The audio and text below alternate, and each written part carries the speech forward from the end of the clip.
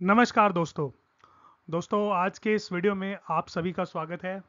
आज हम एक केस लॉ डिस्कस करेंगे जिसमें बॉम्बे हाई कोर्ट ने एक्यूज को एक्विट कर दिया। हम इस केस के सबसे पहले देखते हैं फैक्ट्स कि what are the facts of this case, और हम देखेंगे कि what is the conclusion of the judgment and how court have come to that conclusion. तो सबसे पहले हम देखते हैं what are the facts of the case. So, this is an appeal against order of a session judge, Jalgaon, in session case number this, holding appellant guilty of offence punishable under section 498A and 306 34 IPC, यानी कि मानसिक प्रताड़ना और आत्महत्या के लिए उकसाना, इन सब चीज़ों के लिए ये केस था, यानी कि cruelty and abetment to suicide के लिए, राइट। इसका ट्रायल कोर्ट ने एक्यूज को गिल्टी ठहराया, इसके अगेंस्ट ये अपील थी। So what is the fact of the case? The fact of the case are that the deceased was married with appellant on 24/12/2002। After marriage she came to reside with her in laws and husband, and after barely 2 months she reported ill treatment. उसने अपने घर वालों को बताया कि उसे अच्छा treatment नहीं दिया जा रहा, and even during her visit her at the time of Holi festival, she reported ill treatment, taunting on various occasions like not preparing meals, खाना नहीं बनाती, उसका मजाक उड़ाया जाता था, उसे उपहास उसका उड़ाया जाता था, not allowing to watch her TV. In spite of the she suffering from typhoid, she was asked to do domestic work. बीमारी में भी उससे काम करवाया जा रहा था. Even she was prevented from talking to neighbors. उसे किसी से बातचीत नहीं करने दी जाती थी. All this was reported during her stay at the time of Holi festival. Right, जब वो होली पे अपने घर रहने गई थी तो उसने ये सब चीजें बताई थी. On 1/5/2003 news of suicide was received by phone call from one, and therefore PW1 mother lodged report exhibit 36 on the basis of which crime was registered. उसके बाद पुलिस ने इन्वेस्टिगेशन करी, right, carried out investigation, and after gathering evidence, charge sheeted accused. All 4 accused were made to face trial before session judge, who on appreciating of evidence in all 6 witnesses by judgment order dated 15/4/2004, husband, brother-in-law, father-in-law and mother-in-law held guilty of offence under 498A and 306 Redwit section 34, right. इससे aggrieved होके accused ने appeal करी before the high court. Now let us see what is the submission of the parties for defending there case. तो सबसे पहले accused की तरफ से सबमिशन ये आती है दोस्तों, that there is evidence of mother of informant PW1 Sangeeta, paternal uncle PW2 Babban, and auntie PW3 Meenakshi. Precise case of appellant is that allegations are general and vague in nature. Right, तो ये एक important बात ये इसलिए है क्योंकि जो 498A के केसेस होते हैं वहाँ पे स्पेसिफिक एलिगेशन होनी चाहिए, राइट. अगर वो स्पेसिफिक एलिगेशन नहीं है तो उसमें फिर चांसेस होते हैं कि एक्यूज का एक्विटल हो जाए. तो वो कहते हैं allegations are general and vague in nature, that allegations are directed against all accused without specifying the role, and according to the learned counsel, cruelty has not been proved as contemplated under law. कानून में जो cruelty की definition है वो proof नहीं होती है, so as to attract section 498A. Submissions are also advanced that there is nothing to indicate that there was abetment, inducement or incitement to commit suicide, and therefore learned counsel questioned the legality and maintainability of judgment. उसने कहा कि कोई abetment नहीं है, कोई inducement नहीं है, कोई इंसाइटमेंट नहीं है कि लड़की को थ्रेट किया गया था, राइट, टू कमिट सुसाइड। सो ये जो जजमेंट है दैट इज नॉट सस्टेनेबल। उसके बाद स्टेट क्या कहता है? स्टेट कहता है अपनी आर्ग्यूमेंट में, अपनी दलीलों में, supported the judgment on ground that mother, paternal uncle and aunt are all consistent in their statement, that barely after a month also disease reported ill treatment। एक महीने के बाद ही लड़की ने बता दिया था कि उसके साथ बुरा बर्ताव हो रहा है at the hands of husband and in-laws। That similar complaint was made by her in marriage also, that there is evidence to that extent that which has been not disturbed and only because of the above treatment committed suicide, and there was no other reason, and hence EPP justifying the conviction and prays to dismiss the appeal for want of merit। वो कहता है कि वो उनकी सबकी statement consistent है और वो लड़की ने पहले भी उसके बारे में कंप्लेंट की है उसके बुरे बिहेवियर के बारे में, तो जजमेंट सही है और इसको कन्विक्ट किया जाए। Now let us see what is analysis of court. तो अब हम करते हैं एनालिसिस जो कोर्ट ने किया। तो कोर्ट ने ये कहा कि जो इन विटनेसेस की टेस्टिमनी है उसमें 6 चीजें निकल के आती हैं। That accused gave humiliating treatment to the deceased. Secondly, they made her fetch water after taking bath in night at around 1 और 2 AM। 1 से 2 बजे के बीच में नहाने के लिए, वो पानी वानी के लिए वो कहते हैं। Thirdly, she was not allowed to watch TV। She was made to sleep on the carpet. Fifthly, taunting on the quality of meal prepared and made to do domestic work in spite of suffering from typhoid. And sixthly, not allowed to visit neighbors and not allowed to go temple alone. Right? ये सारी 6 allegation निकल के आए इन गवाहों की गवाही में। अब कोर्ट क्या एनालाइज करता है उसके बाद? Informant leveled general allegations. Now these are general allegations, and her deceased daughter was subjected to physical and mental cruelty. Similar allegations were also leveled by uncle regarding humiliation, making her fetch water at 1:30 AM, disliking meals, taunting, not allowed to watch TV, along with others. Even Aunt Meenakshi deposed on above behavior. In testimony of uncle and aunt, more particularly in cross, which is discussed in the judgment, it is revealed that in testimonies of these two witnesses, there are material omissions। यानी कि बहुत सारी चीजें उन्होंने miss कर दी, वो अपनी court में जो टेस्टिमनी है उसमें वो उन्होंने नहीं बताई।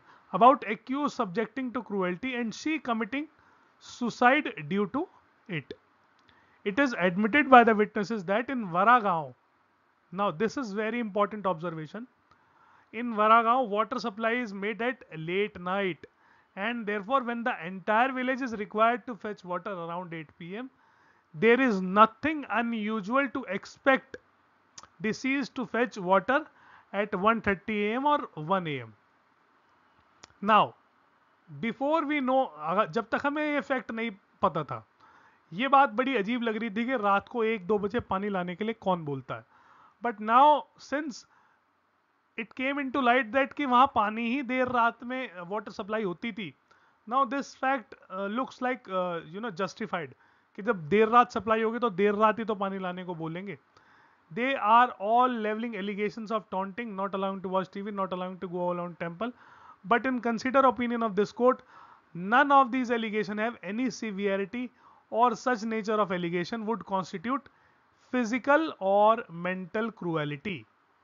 यानी कि ये सब चीजें मेंटल क्रूएलिटी की नहीं है, और ये सब जो ये सब को शादीशुदा जीवन की ये सब तो होता ही है शादीशुदा जीवन में। ये कोर्ट की ऑब्जर्वेशन है regarding all these allegations.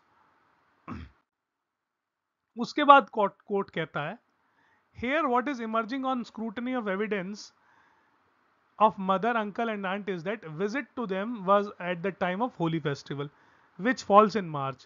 Incident of suicide is on 1/5/2003, यानी 2 महीने के बाद.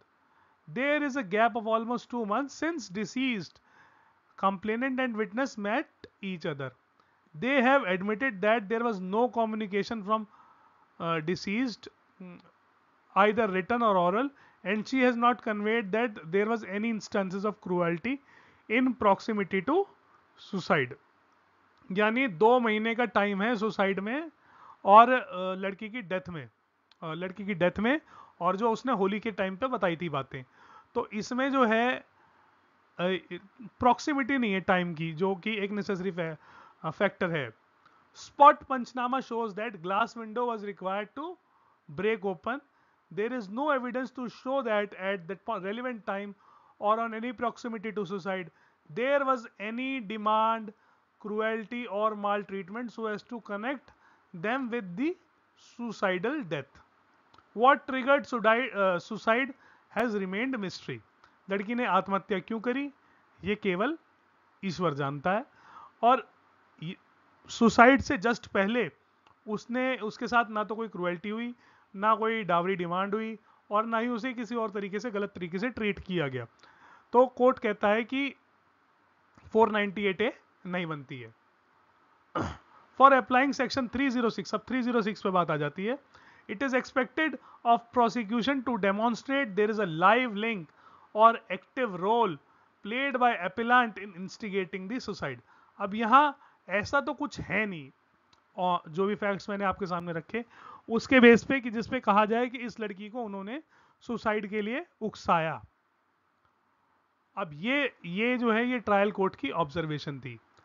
It is significant to note that accused have not denied the fact that they asked deceased to fetch up water at around 2 AM and only taking bath, and according to them there was good sanskar to fetch water after taking bath. Assuming for a moment that it may be a good sanskar to fetch water after taking bath only, but those sanskar are emerged from the mind of orthodox people, which are not generally followed nowadays, and they deserve to be changed according to prevailing circumstances from time to time. It is further observed that it has been a good sanskar, and then why allowed to fetch water after taking bath only, when they were quite aware that she was newly married. It means that the said act of accused was deliberate and intentional, with view to harass the deceased and thus cause physical and mental cruelty to deceased. ये trial court की observation थी. जो trial court ने conviction करा था, तो ये trial court की ऑब्जर्वेशन थी. अब इस ट्रायल कोर्ट की ऑब्जर्वेशन पे कोर्ट ने क्या ऑब्जर्वेशन दी.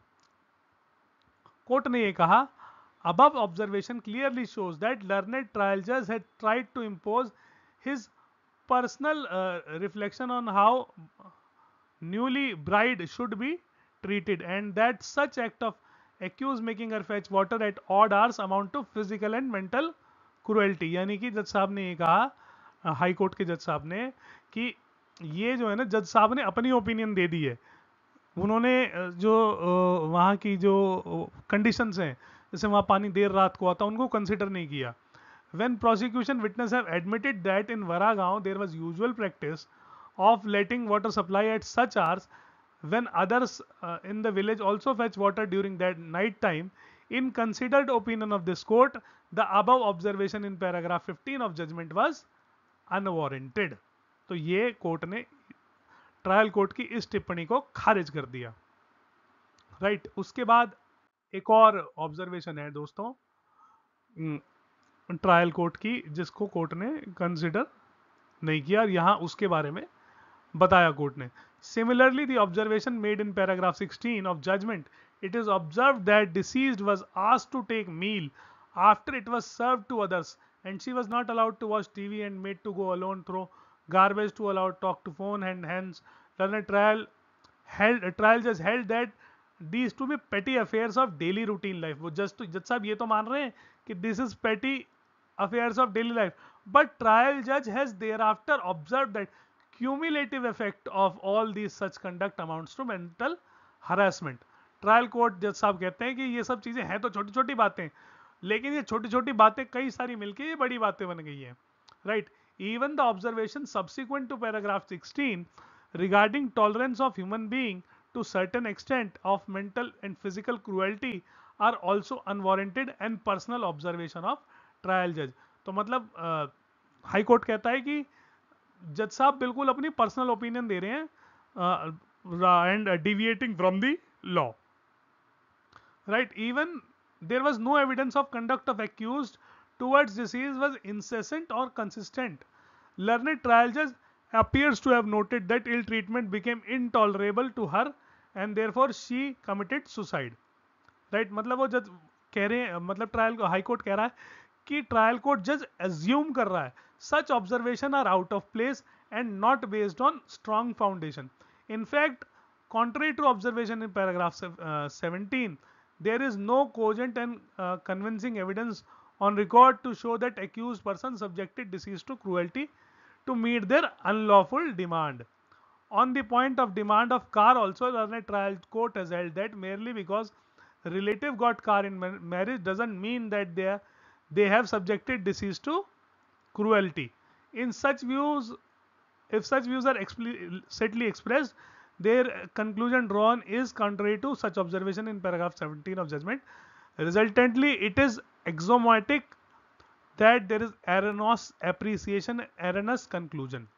राइट. तो कोर्ट ने ये कहा बेसिकली कि इस केस में ऐसा कुछ भी नहीं है कि लड़की को किसी ने सुसाइड के लिए उकसाया है, और क्योंकि कोई भी ऐसा कनेक्शन नहीं है जिससे ये साबित हो सके कि एक्यूज की तरफ से लड़की को जो है उकसाया गया सुसाइड के लिए.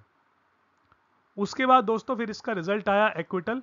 और ये जो फैक्ट्स मैंने डिस्कस करें, I have discuss this from this appeal, criminal appeal number, Bombay high court की औरंगाबाद बेंच की जजमेंट है, जो कि 17 अक्टूबर 2024 को डिलीवर हुई है. अभय वाघवासे जज साहब की ये जजमेंट है. अगर कोई पढ़ना चाहे तो ये बॉम्बे हाई कोर्ट की वेबसाइट पर अवेलेबल होगी, वहां से पढ़ सकता है. देखने के लिए आप सभी का बहुत बहुत धन्यवाद.